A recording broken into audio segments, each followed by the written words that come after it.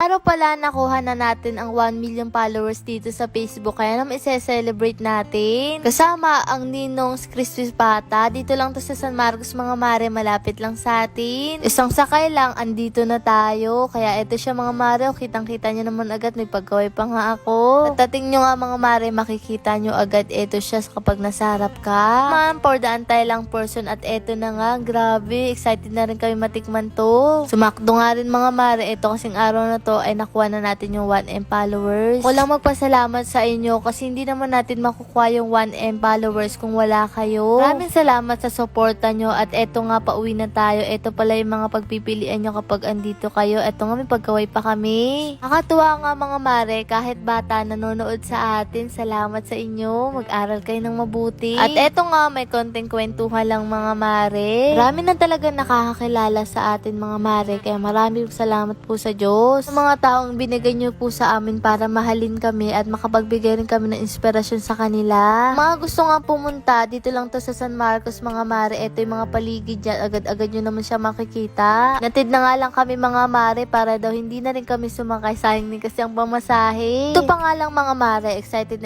na talaga kami, kaya naman buti na lang nakarating na tayo dito. Siyempre naman crispy pata to mga mare. Ito na nga, pinagbuksan na nga ako ni Pangat ng pinto, maraming salamat po. Yak din talaga na matutuwa sila mama nito. At eto nga, papasok tayo sa gate. Reach pala natin yung 1 million followers dito. Grabe, ang saya pala sa pakaramdam. Nga, nakita lang natin to dati sa iba, pero ngayon tayo naman nakakaranas. Talaga ng tao nagsisimula sa wala. Eto na nga mga mare, nire-ready na rin namin. Tikman ko na nga, ang sarap nga niya mga mare, ang lutong. Nakuha na nga lang din tayo ng dahon ng saging para masarap ang ating kainan, lalo na pananghalian na rin natin to. Tayo na nga, nire-ready na rin natin ang kakainin na natin. At ito parang chicharong bulaklak ata to mga mare. Salamat po pala sa Ninong Crispy Pata. Ang sarap po nito at ang lutong-lutong pa. Kung sakto nga mga mare, kaluluto lang, tingnan nyo naman. At eto nga, kumain na rin kami. Wala pang kanin, hindi pa dumarating mga mare. Tinikman lang talaga namin. Tinikman namin kung talagang malutong siya. Kung ang cheeses mga mare, ang lutong, ang sarap. Naman ano pa inaantay nyo, bumili na rin kayo nito.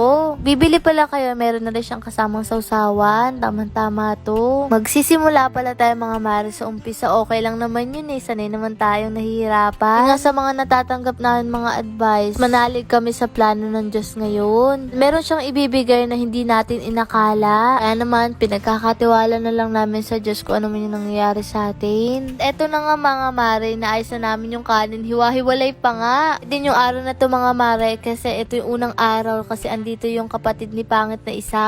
Kuya Braille, sakay pamilya niya kasi magpapacheck up sila. Antin talaga yung pagpunta nila dito, pero buti na nga lang may ganito. Kahit paano makakain tayong ganito na magkakasama. Best nga lang din nila mga mare dito sa Bulacan. Nakakatuwa talaga mga mare kasi magkakasama tayo ngayon. Maraming salamat sa Diyos. Pagkaing nasa hapag natin ngayon na napagsasaluhan natin ng buong pamilya. Ito yung masaya. Alam mo, kahit may pinagdadaanan ka, basta buo kayo. Hindi mo iindahin kasi alam nyo nandiyan kayo para sa isa't isa. Mga mare, maraming salamat sa suporta nyo. Sensya na kung naguguluhan kayo sa amin. Kami rin mga mare naguguluhan Magsisimula ulit tayo sa umpisa. Isip na nga lang namin okay lang magsimula sa umpisa. Alam ko naman na hindi tayo papabayaan ng Diyos at syempre sa inyo mga mare nagmamahal sa amin. Ito nga si tatay, sarap na sarap pa nga. Nakakatuwa tingnan nyo naman. At eto naman sila ang sarap ng kain natin for today's vlog. Yan ang sinabi ko, kaya nandito sila Kuya Brel kasi magpapacheck up siya kasi lagi daw sumasakit yung tiyan niya.